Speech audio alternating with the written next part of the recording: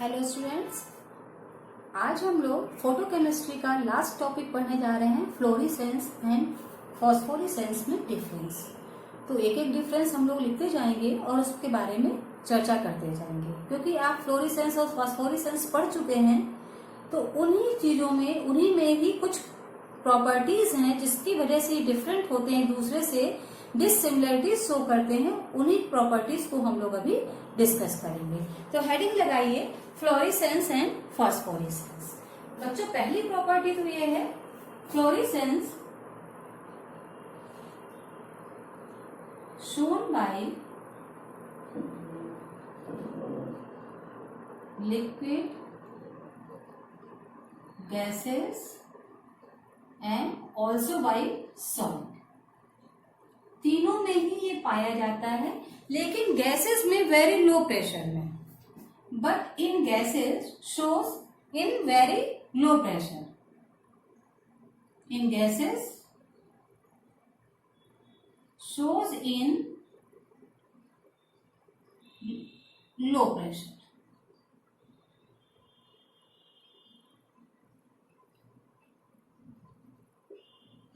Very low pressure.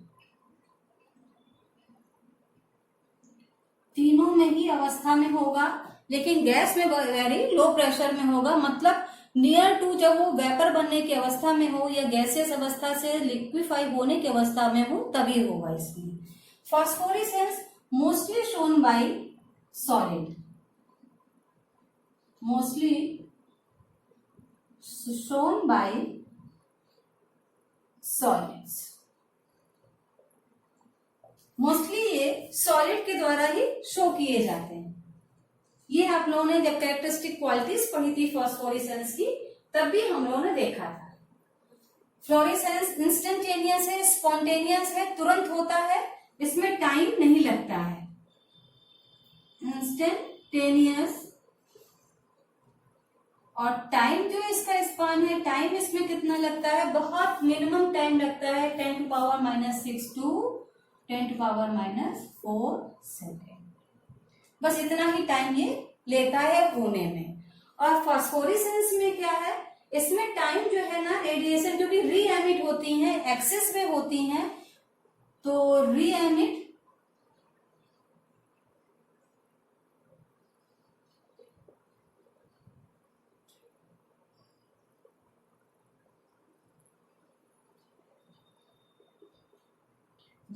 होती हैं, और टाइम जो है इसमें क्या लगता है, टाइम इसमें ज्यादा होता है। इसी वजह से तो ये डिलेड फॉस्फोरेसेंस है, फ्लोरेसेंस है। क्यों? क्योंकि इसमें टाइम ज्यादा मिल जाता है मॉलिक्यूल को रुकने के लिए, 220 सेकेंड। इसीलिए इसको डिलेड फ्लोरेसेंस भी हम लोग बोलते हैं। और इसमें इंसिडेंट टाइम जो है क्या है, incident time longer than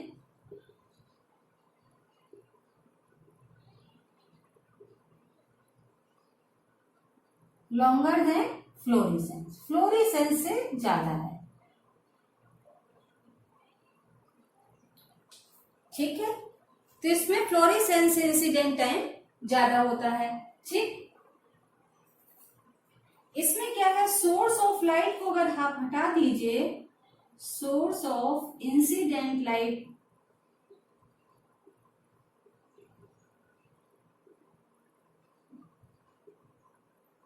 is cut, तो फ्लोरेसेंस इज स्टॉप। तो क्या होगा, fluorescence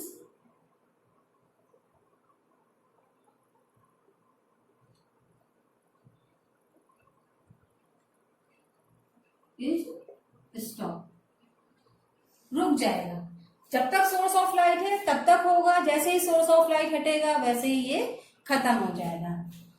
may be continue after cutting the source.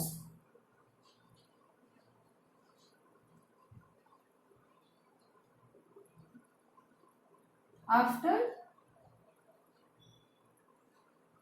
Cutting the source, source को हटा भी देंगे ना तो भी ये थोड़ी देर तक होता रहता है, क्योंकि ये डिलेड प्रोसेस है। पहले एब्जॉर्ब करेगा, जब एब्जॉर्ब कर लेगा उसके बाद एमिट करना शुरू करता है। यहाँ पे ऐसा काम नहीं, एब्जॉर्ब करते ही एमिट करना शुरू कर देगा। यहाँ पे पहले एब्जॉर्ब करेगा और थोड़ा टाइम लेगा और उसके थोड़ी देर रुकेगा, उसके बाद एमिट करेगा। अगर आपने सोर्स ऑफ लाइट हटा भी दिया है तो भी ये होता रहेगा। नेक्स्ट प्रॉपर्टी बच्चों देखें, लेस सेंसिटिव। फ्लोरेसेंस क्या है? लेस सेंसिटिव प्रोसेस है, लेस सेंसिटिव देन फॉस्फोरिमेट्री।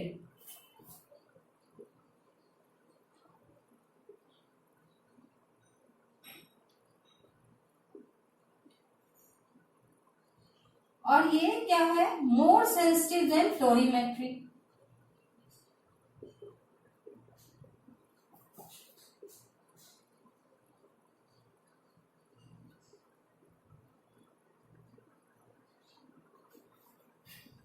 जिस साइंस के अंतर्गत हम लोग फॉस्फोरेसेंस की स्टडी करते हैं उसको बोलते हैं फॉस्फोरीमेट्री, और जिसके अंतर्गत फ्लोरेसेंस की स्टडी करते हैं उसको बोलते हैं हम लोग फ्लोरीमेट्री। तो ये हो गया डिफरेंस दोनों के बीच में। नेक्स्ट है स्कैटरिंग प्रॉब्लम मोर सीवियर, बहुत ज्यादा होती है, आर मोर सीवियर।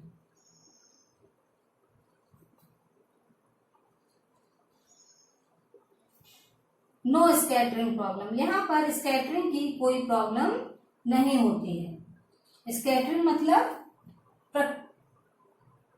प्रकीर्णन होना, नो स्कैटरिंग प्रॉब्लम।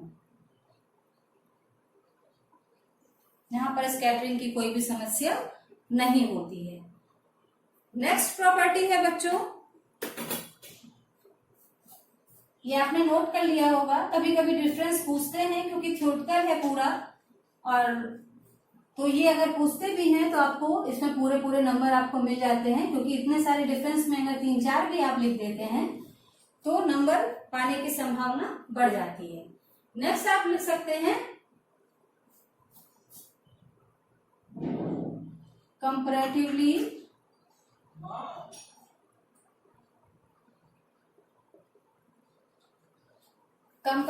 क्या होता है? ये सिंपल होता है फ्लोरेसेंस।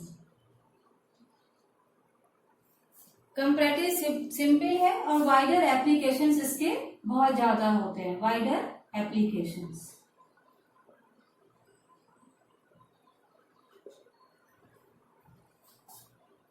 कंपैरेटिवली, ये आपके नोट्स भी तैयार हो रहे हैं, इनको नोट भी करते जाइए। कंपैरेटिवली कॉम्प्लिकेटेड,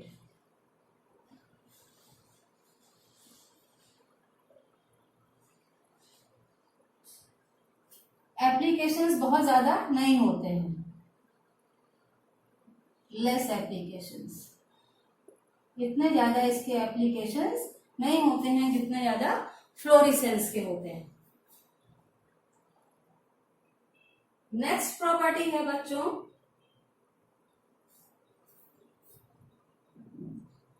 कि जो है फ्लोरेसेंस जो है नेचर ऑफ सॉल्वेंट और सर्टेन एनायंस जो सोल्यूशन में प्रेजेंस होते हैं उस पर डिपेंड करता है कि फ्लोरेसेंस कितना होगा। ये डिपेंड करता है नेचर ऑफ सॉल्वेंट जो आपने लिया है उस पर डिपेंड करता है कि फ्लोरेसेंस की एक्सटेंट क्या होगी, कितनी ज्यादा होगी, डिपेंड करेगा नेचर ऑफ सॉल्वेंट पर और उस पर सोल्यूशन में प्रेजेंट सर्टेन आयंस पर।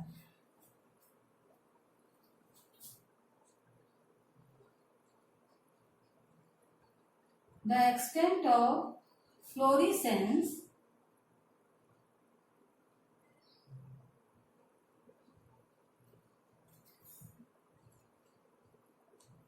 depend upon nature of solvent, जो आपने सॉल्वेंट लिया है, या नेचर ऑफ सब्सटेंस भी कह सकते हैं। नेचर ऑफ सब्सटेंस लिख लीजिए क्योंकि सॉलिड लिक्विड गैस तीनों में हो रहा है। Nature of substance and presence of certain anions and presence of certain anions।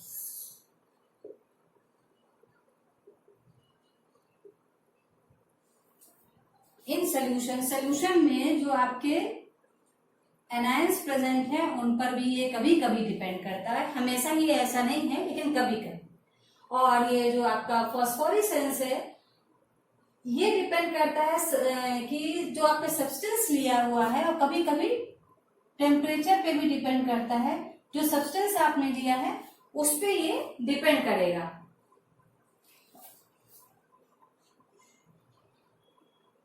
The time depend on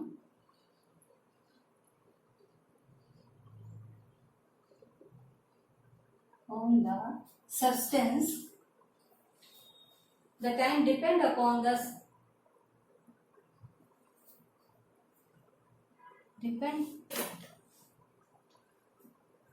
time for which the radiation, जिसके लिए रेडिएशन निकालना है, for which the radiation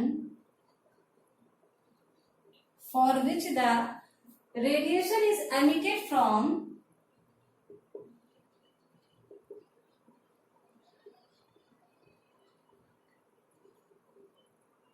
phosphorescence.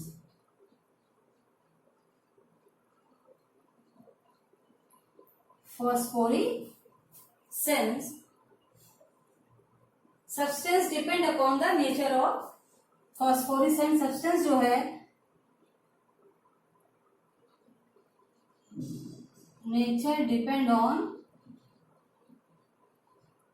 phosphorescence.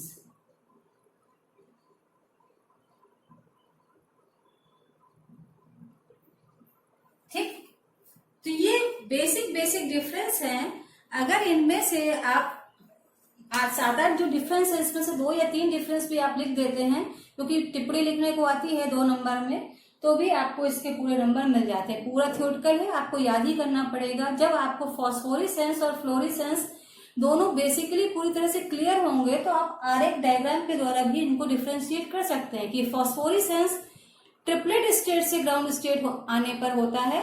Phosphorescence होता है आपका T1 से एक्साइटी1 से S0 आने पर जो होगा उसको बोलते हैं हम लोग फॉस्फोरेसेंस, और फ्लोरेसेंस हम लोग बोलते हैं S1 से S0 आने पर जो होता है इसको बोलते हैं हम लोग फ्लोरेसेंस। इसको क्या बोलते हैं हम लोग? फ्लोरेसेंस। ये फ्लोरेसेंस है जो सिंगलेट एक्साइटेड स्टेट से ग्राउंड स्टेट में आएगा, तब जो रेडिएशन एमिट होगा उसको बोलेंगे फ्लोरेसेंस। और ट्रिपलेट स्टेट से जो ग्राउंड स्टेट आने पर जो रेडिएशन एमिट होगा उसको हम लोग बोलेंगे फॉस्फोरेसेंस। तो आप बाय डायग्राम भी इसको अच्छे से दिखा सकते हैं, डिफरेंस में भी आप इसको अच्छे से ड्रॉ करके दिखा सकते हैं if you have time in exams. तो बच्चों ये हुआ बेसिक डिफरेंस। तो आज आपका ये चैप्टर समाप्त हुआ है। कल से एक नया टॉपिक स्टार्ट करेंगे। तब तक घर में रहिए, सेफ रहिए और पढ़ाई करते रहिए। हैव अ नाइस डे बच्चों।